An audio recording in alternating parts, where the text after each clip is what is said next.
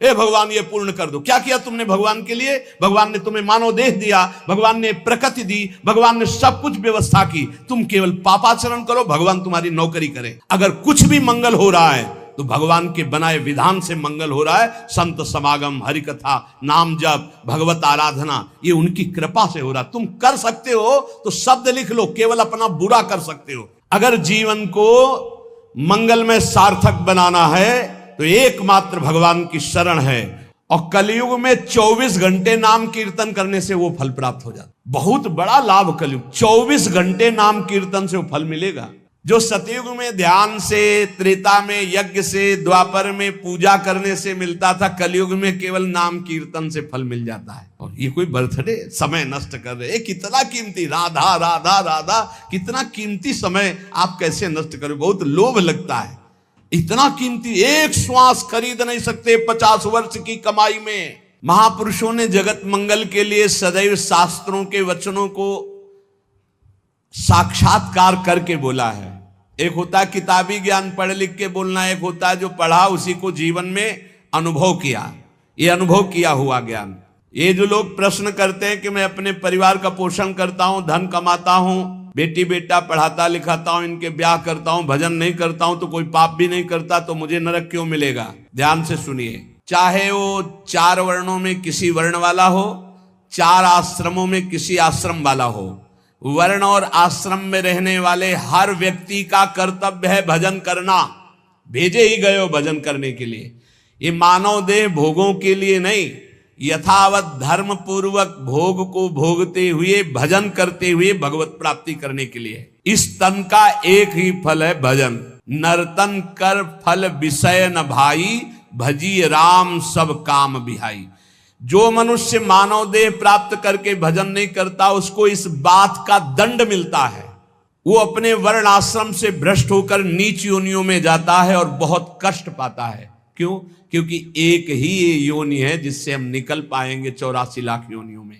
भगवान ने कृपा करके दिया है, खास करके विवेकवान पशुवत मनुष्य जीवन व्यतीत करने वाले तो बहुत हैं विश्व में, जिनको कोई भगवान से मतलब नहीं। थोड़ा कुछ धार्मिक हुए तो नर्क स्वर्ग तक की बात है। जीवन मुक्ति या भगवत साक्षात्कार ये तो बातें ही नहीं मिलेंगी। अगर कहीं मिलेंगी तो किसी भारत के ब्रह्म ऋषि का बीज बोया हुआ है तभी मिलेंगी, ये अन्यत्र नहीं है। जीवन मुक्त होना, तत्वबोध और भगवत प्रेम, भगवत साक्षात्कार, ये केवल भारत की भूमि के ब्रह्म ऋषियों ने अनुभव किया। अन्यत्र तो बस स्वर्ग और नर्क, इन्हीं की चर्चा मिलेगी।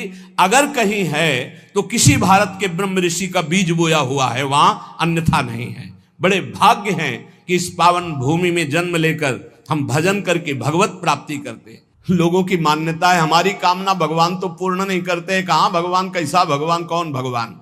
बाप को बाप नहीं मानोगे तो बाप को कुछ बिगड़ जाएगा क्या? सब मम प्री सब मम उपजाए। कैसे लोग अज्ञान में भटक रहे।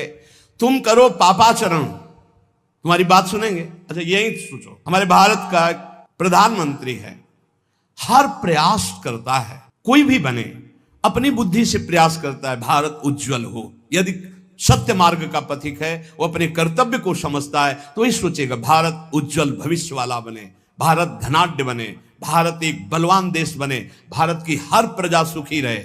इसके बाद उसी का बनाया हुआ कानून है। अगर इसके विपरीत ऐसा करता है कोई तो उसको इतनी सजा, उसको ये दंड, उसको ये दंड। ऐसे ही भगवान का विधान है। यदि आप धर्म मार्ग में चलोगे तो उज्जवल भविष्य वाले, आप अध्यात्म बल से बलवान, आप परमानंद की प्राप्ति करने वाले। आप विपरीत मार्ग में धर्म विरुद्ध चलोगे तो आपको रोग, शोक, दंड, चिंता, भय, शोक, नरक, मृत्यु, ये सब प्राप्त होंगे। भगवान ने निर्णय कर दिया। अगर अब आप साबित हो चुके हो महापापी हो और आप राष्ट्रपति को प्रार्थना करें कि मेरी फांसी टाल दी जाए और उनकी मौत हो जाए, तो न्यायाधीश के द्वारा पास किया हुआ आपका फांसी का मृत्यु दंड भी टाल दिया जाएगा। ऐसे ही भगवान कह रहे हैं, सर्वधर्मान परित्यज्य, रास्ता बता रहे, मामेकम शरणम ब्रज अहम त्वाम सर्व पापेभ्यो मोक्षयिष्यामि मा शुचा। ए भगवान ये पूर्ण कर दो। क्या किया तुमने भगवान के लिए? भगवान ने तुम्हें मानव देह दिया, भगवान ने प्रकृति दी, भगवान ने सब कुछ व्यवस्था की, तुम केवल पापाचरण करो, भगवान तुम्हारी नौकरी करे। तुम भगवान के अंश हो, भगवान ने तुम्हें देह दिया, भगवान ने प्रकृति दिया, तुम भगवान के लिए क्या कर रहे हो? तुम हमारी समाज के लिए जो भगवान ने रचा है उसके लिए क्या कर रहे हो? अपनी वासनाओं की पूर्ति। तो दंड नहीं भोगोगे और क्या भोगोगे? तुम्हारे गाली देने से भगवान कोई छोटे हो जाएंगे? तुम्हारे थूकने से आकाश गंदा हो जाएगा? तुम कर सकते हो तो सिर्फ अपना बुरा कर सकते हो और कुछ नहीं कर सकते। लिख लो हमारी बात। अगर कुछ भी मंगल हो रहा है तो भगवान के बनाए विधान से मंगल हो रहा है। संत समागम, हरि कथा, नाम जप, भगवत आराधना, ये उनकी कृपा से हो रहा है। तुम कर सकते हो तो शब्द लिख लो, केवल अपना बुरा कर सकते हो। वही बुरा कर रहा है, भगवान को गाली दे रहा है, भगवान को नहीं मान रहा, नास्तिकता बढ़ रही, मनमानी भगवान ने मेरा कर्जा नहीं, कर्जा लेते समय भगवान से पूछा था? कर्जा लेते समय भगवान से विनय की थी? धर्म से चला है तू? भगवान की आज्ञा का पालन कर रहा है तू? अरे भगवान तो सबके पिता हैं, परम उदार हैं। गाली देने वाले को भी प्रकृति से नहीं रोकते, इसको श्वास मत लेने देना, ये मुझे गाली देता है। नहीं, अच्छी ऑक्सीजन देते हैं, पानी देते हैं, भोजन देते हैं, उसके लिए पृथ्वी फट नहीं जाती है, उसको भी पृथ्वी अपनी गोद में रखती है। जो भगवान को गाली दे, कैसे नीच बुद्धि वाले अपना काम बनाने के लिए आए हो और अपना काम बिगाड़ रहे हो। जिनसे काम बनना है उन्हीं में नास्तिकता कर रहे हो। कौन है आधार यहां इस जगत का? वही सर्वाधार परमात्मा। तुम अंधे हो, दिखाई नहीं दे रहा? ये सूर्य किसके बल से तेजवान है? ये वायु किसके बल से चलती है? किसके बल से पृथ्वी? आप देखो किसके आदेश से हो रहा है। एक जरा सा झटका आता है, प्रांत का प्रांत चकनाचूर हो जाते हैं। वो सामर्थ्यशाली भगवान है। तुम्हारे कुछ कहने से होगा? चींटी की तरह पिस जाओगे। उसकी शक्तियां अनंत है। होश में अगर जीवन को मंगलमय सार्थक बनाना है तो एकमात्र भगवान की शरण है। और अगर कुछ भी और करोगे तो अपने को बर्बाद करोगे, सिर्फ बर्बाद करोगे, सिर्फ विनाश करोगे अपना, और कुछ मंगल नहीं कर सकते। भगवान का आश्रय ले लो, वो बहुत करुणामय है। ये जो पुरुष चारों वर्ण या चारों आश्रम में है, यदि भजन नहीं करते तो इस बात का दंड मिलेगा कि मानव देह तुम्हें मिला है भगवत प्राप्ति के लिए। देखो, बोले भला पिता अपना बालक का अहित चाहता है? हाँ चाहता है। एक पिता के पुत्र ने किसी नाबालिग का बलात्कार करके उसको मार डाला। उससे वो समाचार वाला पूछता है कि आप अपने ऐसे पुत्र के लिए क्या बोलेंगे? तो बोले यही बोलूंगा कि जल्दी से गिरफ्तार किया जाए और उसको फांसी की सजा दी जाए। मेरे बालक ने ऐसा अपवित्र कार्य किया, मैं कभी देखना नहीं चाहूंगा कि वो मेरे सामने आवे, उसको जल्दी से जल्दी पकड़ा जाए। और ये जब एक साधारण पिता ऐसा बोल सकता है तो असाधारण पिता जो धर्म के विरुद्ध चलेगा, तिनकर काल रूप में भ्राता, वो भगवान साक्षात धर्म स्वरूप है। कोई धर्मात्मा पिता नहीं चाहेगा कि उसका पिता अपवित्र कार्य करे और उसे गले से लगाए। फिर भी मेरे भगवान कह रहे हैं, अहम तो हम सर्व पापेभ्यो मोक्षयिष्यामि मा शुचा अपि चेत सुदुराचारो भजते माम अनन्य भाग। महादुराचारी भी हो तो आ जाए कह के कि प्रभु मैं आपका हूं, आपके सिवा कोई मुझे नहीं बचा सकता, तो मैं तुम्हें साधुरेव सम्मंतव्य सम्यक व्यवसिता हिस्सा, मैं तुम्हें साधु बनाऊं। फिर भी भगवान को कैसे शब्दों से बोलते? कोई भगवान नहीं। मन मानी आचरण करो, पता चल जाएगा भगवान है कि नहीं। अंतिम समय तक तो पता चल जाए। एक डॉक्टर बोले थे हमसे, जब गंगा किनारे भ्रमण करते थे, बहुत अमेरिका से पढ़ के आए थे, मार विज्ञान छांटते चले जाए, कौन भगवान, कैसा भगवान, क्या।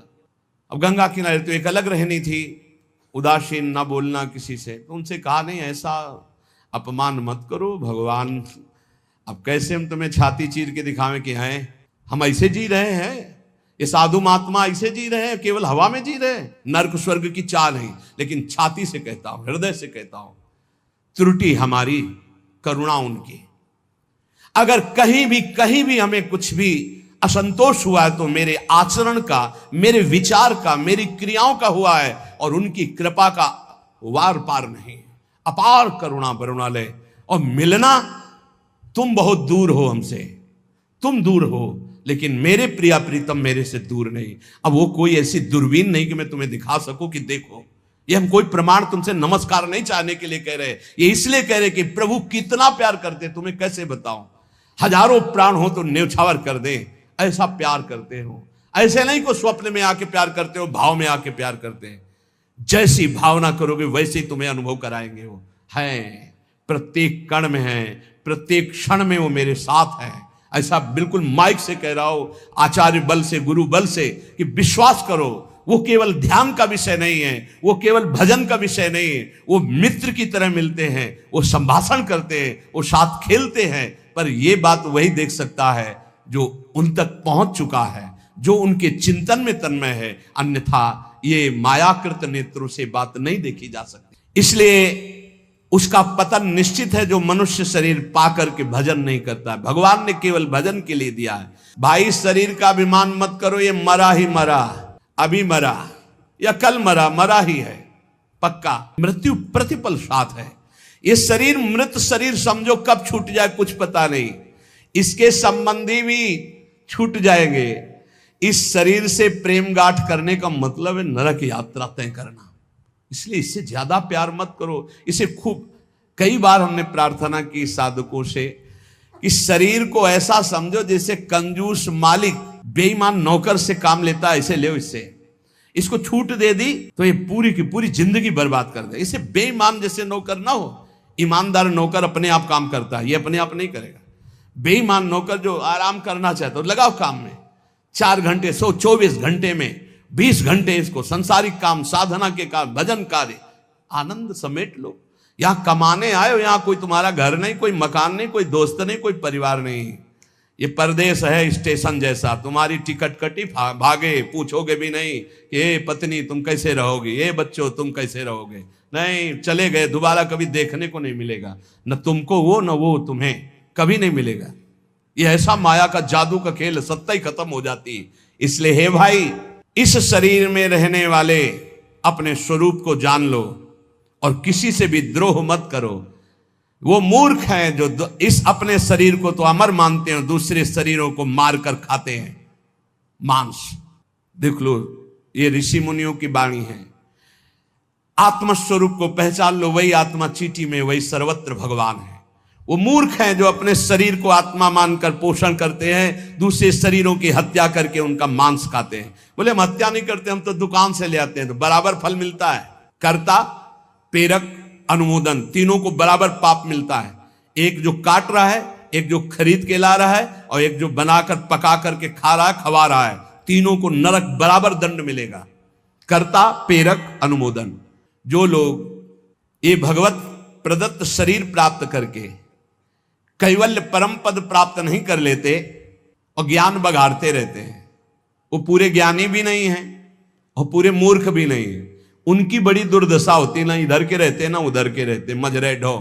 सदैव वो अर्थ, काम, वासना इन्हीं में फंसे रहते हैं। एक क्षण के लिए उनको चैन शांति नहीं मिलती। जो मनुष्य शरीर पाकर अपना उद्धार नहीं कर लेता, वो अपने पैरों में मानो अपने हाथ से कुल्हाड़ी मारकर काट रहा है, वो आत्मघाती है, वो दुर्गति को प्राप्त होता है। एत आत्महनो अशांता अज्ञाने ज्ञान मानिनः सीदंत्य कृत कृत्या वही काल ध्वस्त मनोरथा। ऐसे जो ज्ञान बगाड़ते रहते हैं और ब्रह्म बोध नहीं किया, निरंतर भजन नहीं करते, इनको आत्मघाती कहते हैं। जानते हैं पर मानते नहीं हैं। ये इन आत्मघातियों को कभी शांति प्राप्त नहीं होती, इनकी कर्म परंपरा कभी नष्ट नहीं होती। काल भगवान सदा सर्वदा इनके मनोरथों पर पानी फेरते रहते, हृदय की जलन विषाद कभी मिटने को नहीं होती। इसलिए वासुदेव भगवान श्री कृष्ण के चरणों का आश्रय ले लो, उनसे विमुख मत हो। विमुख होकर यदि तुमने धन रुपया पैसा मकान सब समेट भी लिया, तो भाई जब जाओगे कुछ साथ नहीं। एक बार कृष्ण कहा, एक बार राम कहा, एक बार राधा कहा, ये सत्य वस्तु तुम्हारे साथ जाएगी। इसलिए बार बार राम राम कृष्ण कृष्ण हरि हरि राधा राधा बोलते हुए अपना काम करो, तो तुम्हारा लौकिक भी पुष्ट और पारलौकिक भी पुष्ट हो जाएगा। जो भगवान नाम जप नहीं करता, भगवान से विमुख है, ना चाहने पर भी विवश होकर उसे घोर नरक में जाना पड़ता है। इसलिए सदगति प्राप्त करने के लिए नाम जप अत्यंत आवश्यक है। ये कलिकाल की बड़ी महिमा वर्णन की भगवान व्यास जी ने। जो फल सतयुग में 10,000 वर्ष ब्रह्मचर्य रहकर दोनों हाथ उठाकर दाहिने पैर के अंगूठे के बल खड़े होकर भजन करने से मिलता था, ध्यान दीजिए कितना कलयुग का कृपा प्रसाद है। कलयुग को बहुत बुरा कहा जाता है, तो ये बात पक्का समझो, 2 पक्ष सब में होते हैं, कृष्ण पक्ष और शुक्ल पक्ष, एक अंधेरे का पक्ष एक प्रकाश का। तो कलयुग में 2 पक्ष हैं। एक अंधेरे का पक्ष अगर भगवान से विमुख हो तो नष्ट कर देगा। यहां कह रहे हैं भगवान महर्षि वेद व्यास देव जी, सतयुग में 10,000 वर्ष ब्रह्मचर्य से रहकर दाहिने पैर के बल अंगूठे के खड़े होकर दोनों हाथ उठाकर मंत्र जपने से जो फल मिलता था वह त्रेता में 1 वर्ष ऐसी साधना, द्वापर में 1 मास 1 महीने, और कलयुग में 24 घंटे नाम कीर्तन करने से वो फल प्राप्त हो जाता। सतयुग में 10,000 वर्ष तक, सोचो कितना बड़ा। कलयुग जैसा कलयुग समयुग आन नहीं, जो मन कर विश्वास, जो नर कर विश्वास। बहुत बड़ा लाभ कलयुग। 24 घंटे नाम कीर्तन से वो फल मिलेगा, जो बड़ी बड़ी तपस्याओं से, बड़े बड़ी साधनाओं से। बोले सतयुग बहुत श्रेष्ठ है, द्वापर त्रेता बहुत श्रेष्ठ है, हमें लगता कलयुग बहुत श्रेष्ठ है। धन्य है कलयुग जो 24 घंटे नाम कीर्तन से वो हजारों वर्ष की तपस्या का फल प्राप्त करा दे। भगवान व्यासदेव जी कहते हैं, मैं कलयुग की पूजा करता हूं, मैं उसे सर्वश्रेष्ठ कहा कि सतयुग में ध्यान, त्रेता में यज्ञ, द्वापर में देवार्चन, ध्यायन कृते यजन यज्ञ त्रेतायाम द्वापरेर्चयन, यदाप्नोति तदाप्नोति कलौ संकीर्त केशवम। जो सतयुग में ध्यान से, त्रेता में यज्ञ से, द्वापर में पूजा करने से मिलता था, कलयुग में केवल नाम कीर्तन से फल मिल जाता है। इसीलिए नाम संकीर्तनम यस्य सर्व पाप प्रणाशनम। कलयुग में सबसे बड़ी साधना नाम जप करो, नाम कीर्तन करो, लीला चरित्र गाओ, लीला चरित्र सुनो। जो इस कलयुग में अपना कल्याण नहीं कर पाया तो फिर और युग में कल्याण करना बड़ा कठिन। अंगूठे के बल खड़े होके देखो, कई मिनट खड़े रहोगे। ऐसे उपमन्यु आज बड़े बड़े महात्माओं के चरित्र आते हैं, 1000 वर्ष, 10 हजार वर्ष ऐसे। अरे यही सौभरी ऋषि यमुना में डुबकी लगा के भजन करके देखो, कई मिनट करोगे। जल को स्तंभित कर दिया, समाधिस्थ हो। ऐसे ऐसे महात्मा, अपने लोग महात्मा कहते हैं अपने को। डुबकी लगा के 2 मिनट नहीं रुक सकते नीचे, वो समाधिस्थ हैं। मछली को देख के 50 ब्याह करते हो, तुम मोबाइल में देख के क्या करोगे, तुम्हारे हो क्या होगा। इसीलिए बहुत होश में। कलयुग में बहुत महानता है भगवत प्राप्ति की, बहुत सुविधा है भगवत प्राप्ति की, होश में हो जाओ तो। पर ये होश रहने नहीं देता। ये किसके होश उड़ाता है, इसका प्रवेश कहां है, बता चुके कई बार। मदिरा पान करने वाला, मांस खाने वाला, पराई स्त्री से व्यभिचार करने वाला, और स्वर्ण चोरी करने वाला, जुआ खेलने वाला, छल झूठ कपट रजोगुण, ये सब इसके स्थान है। नाम जप करो, पवित्र भगवत प्रसाद पाओ। कहां कलयुग है, आनंद ही आनंद। बोलो यहां कितनी देर कलयुग लगा तुम्हारे ऊपर, आनंद ही आनंद है।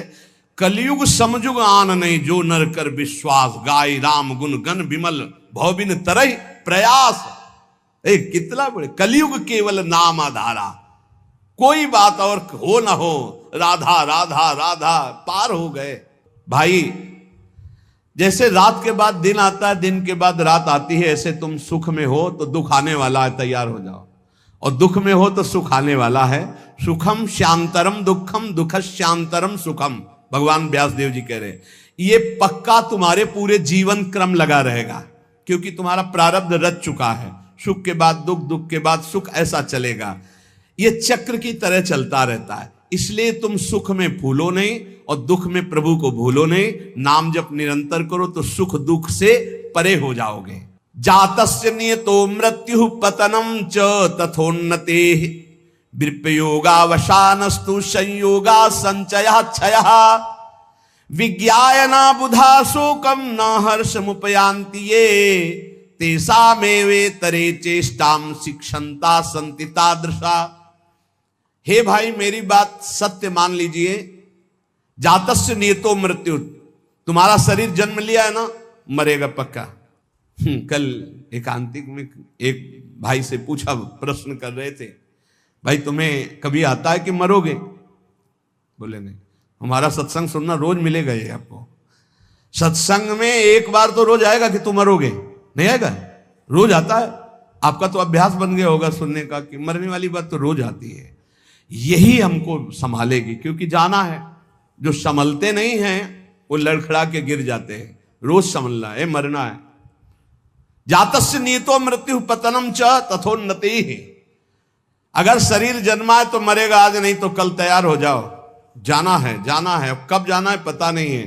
फांसी वाले को तो समय बता दिया जाता है कि कल 12 बजे होगी, अपने को अपना ये भी समय नहीं पता है, पता नहीं कब जाना है। उसे पता हो जाए तो अच्छा रहता है।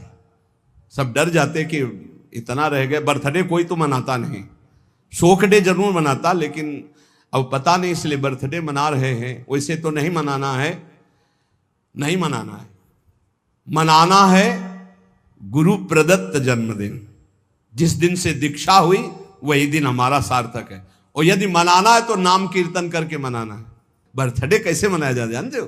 प्रिया प्रीतम को विराजमान करो, श्रृंगार करो, ब्याहुला करो और रात भर कीर्तन करो और खूब सबको पकवान पवाओ और जय जयकार लगाओ। हम कह रहे रोज बर्थडे मनाओ, बहुत बढ़िया है भैया।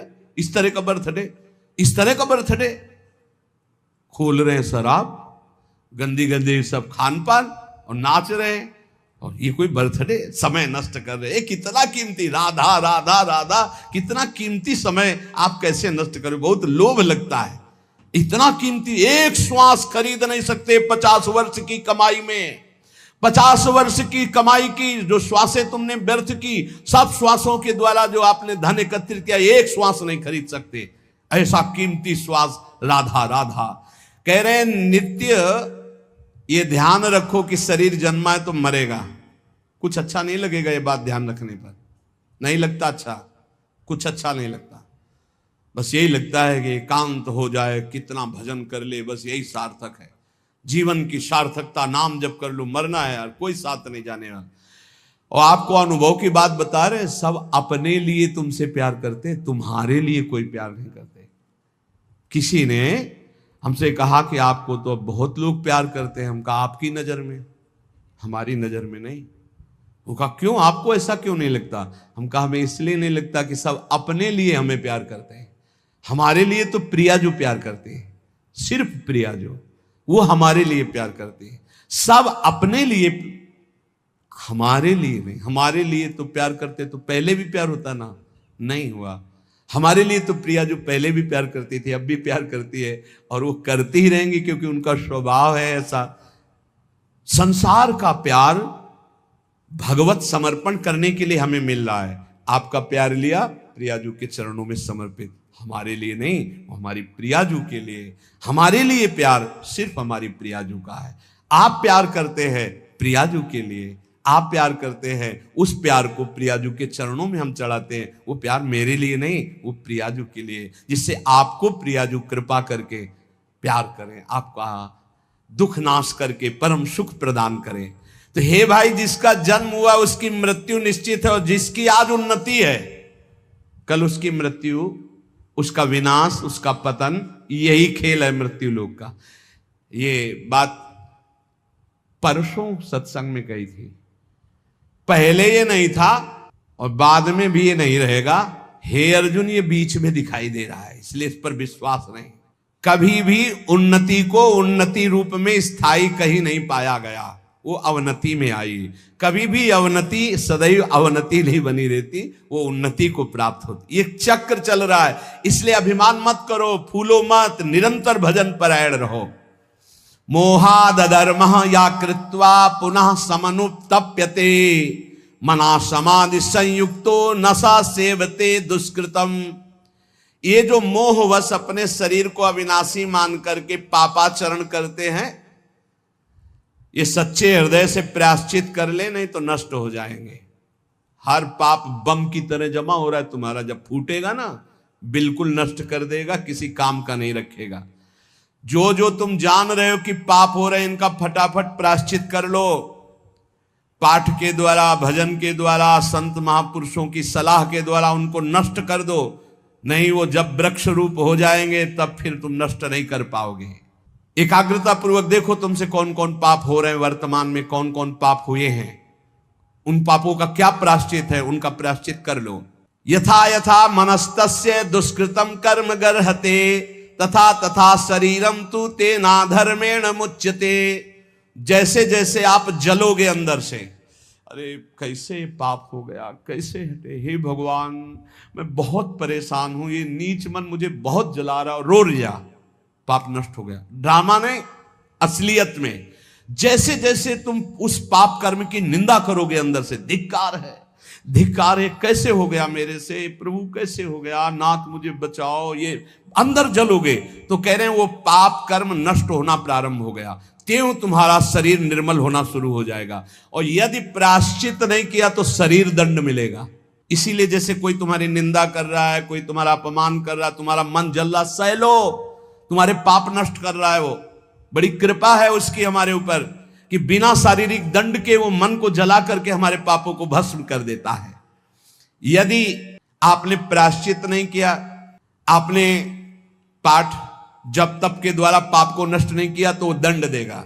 एक और उपाय बता रहे हैं, यदि ब्रह्म ऋषि कोई महात्मा, एक तो वो सुनेंगे ही नहीं, और यदि वो आपकी बातें सुन लें कि आप उनसे कह दें कि मैंने ये पाप किया है, अब इसका क्या प्रायश्चित है, यदि वो कह दे जाओ ऐसा कर लो, तो उसी कृत्य से आपका सारा पाप नष्ट हो जाएगा। अगर वो ये कहते हैं अरे कुछ नहीं करना, सब ठीक हो जाएगा, जाओ, बिना कुछ किए सारे पाप नष्ट हो जाएंगे। इतनी महिमा गुरुदेव की, ब्रह्म ऋषियों की। यदि विप्राह कथयते विप्राणाम धर्मवादिनाम ततो अधर्म कृतात् विप्र अपराधात् प्रमुच्यते, वो अपराध रहित हो जाएगा।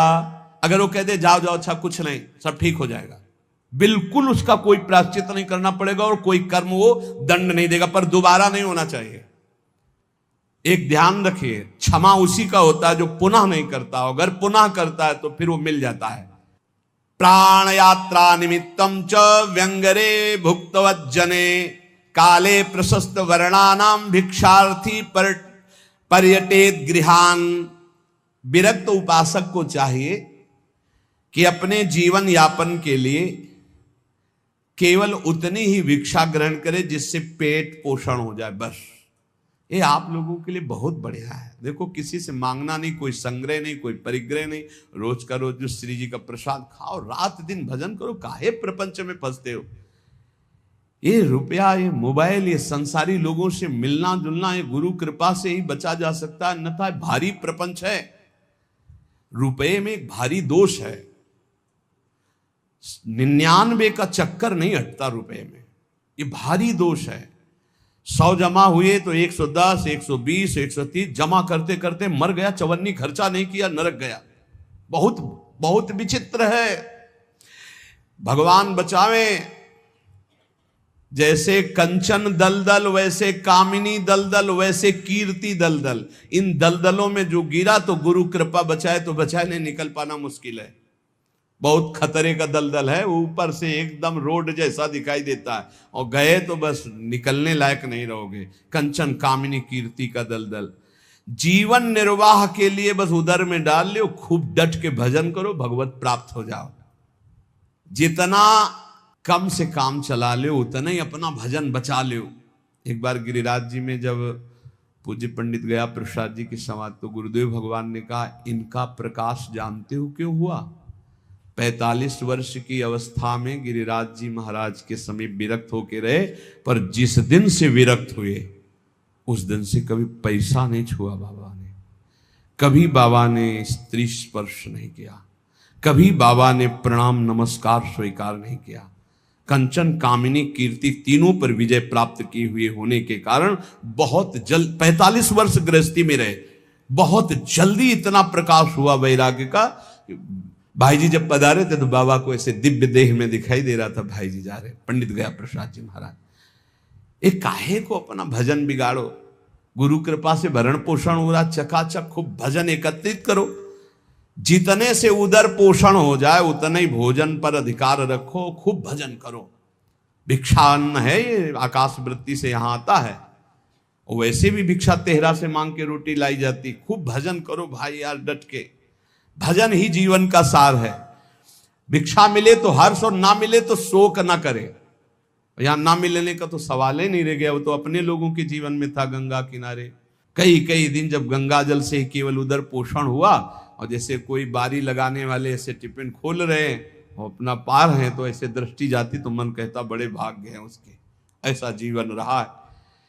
बोले किसी के भी प्रति ना आदर सत्कार मिलने पर प्रियता और ना अपमान घृणा होने पर नफरत। मान लो कोई हमारा अपमान कर रहा है, घृणा कर रहा है, तो हमारे अंदर नफरत ना आवे उसके लिए। कोई बड़ा आदर सत्कार कर रहा है तो कोई प्रियता ना आवे। ऐसे भगवत मार्ग में रोज का रोज ये अमृत में वचन सुन रहे हो, ये बहुत अमृत प्राप्ति कराने वाले हैं। यदा यदा ही पाखंड वृत्ति रत्रोपलक्ष्यते तदा तदा कलेर बुद्धि रनुमेया विचक्षणे। अब कलयुग का दोष कह रहे हैं, यदि पाखंड थोड़ा भी स्वीकार किया तो कलयुग तुम्हारी बुद्धि में सवार होकर नष्ट कर देगा। यदा यदा ही पाखंड वृत्ति रत्रोपलक्ष्यते, दिखाई भी दिया जरा सा पाखंड तो कलयुग सवार हो जाएगा। पाखंड जो है नहीं वो नाटक करना नहीं, बिल्कुल नहीं होना चाहिए। नाटक बिल्कुल नहीं होना चाहिए। नाटकबाजी तो भक्ति में होना ही चाहिए। बहुत बड़ा ये दंभ पाखंड रोग है, भक्ति को पूरा का पूरा रुग्ण कर देता है। दिखावटी नहीं होना चाहिए कुछ।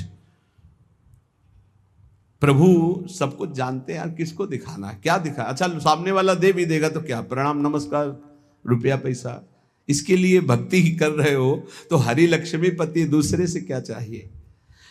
अगर जरा भी पाखंड हुआ तो कलयुग तुम्हारी बुद्धि को ग्रसित करके अनुमान भी नहीं लगा सकते कि कितना भ्रष्ट कर देगा। यदा यदा सताम हानिर्वेद मार्गानुसारिणाम तदा तदा कलेर वृद्धि रनुमेया विचक्षणई। जब जब तुम वैदिक मार्ग का उल्लंघन करोगे, साधु पुरुषों की आज्ञा का उल्लंघन करोगे, तभी तुम्हारी हानि करने वाला कलयुग तुम्हारी बुद्धि पर सवार होकर तुम अनुमान भी नहीं कर सकते कि तुम्हें कैसा भ्रष्ट कर देगा। प्रारंभाश्चा वशीदंती यदा धर्म कृताम नृणाम तदानुमेयम प्रधान्यम कलेर विप्रा विचक्षणैर। जब कोई धर्मात्मा अधर्माचरण की तरफ जाने लगता है, सोई कलयुग उसके ऊपर अपना प्रभाव डाल देता है। जब कोई विद्वान कलयुग से ग्रसित हो जाता है तो उसके आचरण उल्टे होने लगते हैं। इसलिए पाखंड, शास्त्र विरुद्ध आचरण, संत गुरुदेव की आज्ञा का उल्लंघन, धर्म के विरुद्ध आचरण करने वाले पर ही कलयुग का प्रभाव होता है, अन्यथा नहीं होता। कलयुग के प्रभाव से बचते हुए निरंतर नाम जप करते हुए इस जन्म में हम भगवत प्राप्ति कर ले। कुछ कमियां सब में होती हैं, वो भगवत साक्षात्कार में ही पूर्ण होती है।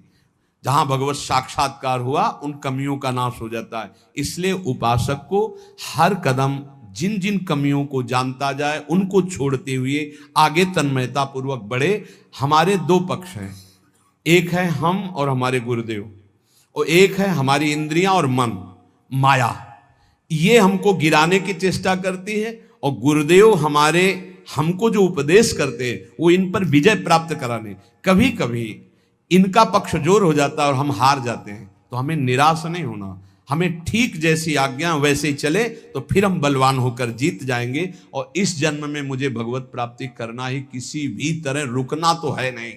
हम चाहे जितना कीचड़ में सन जाए, हमें रुकना नहीं, हमें चलना ही चलना है। क्योंकि ये शरीर छूटा तो अब और किसी शरीर में भगवत भजन बने ऐसी कोई संभावना नहीं। बड़ा डर लगता है। अब इस शरीर से भजन करके भगवत प्राप्ति करना ही है। इसलिए सबसे प्रार्थना है, भजन का तात्पर्य है नाम जप, राधा राधा राधा। कोई पैसा नहीं लगता, कोई मेहनत नहीं, धीरे धीरे जबान हिलाओ, राधा राधा राधा, अपना कार्य करते रहो। इसी से भगवत प्राप्ति।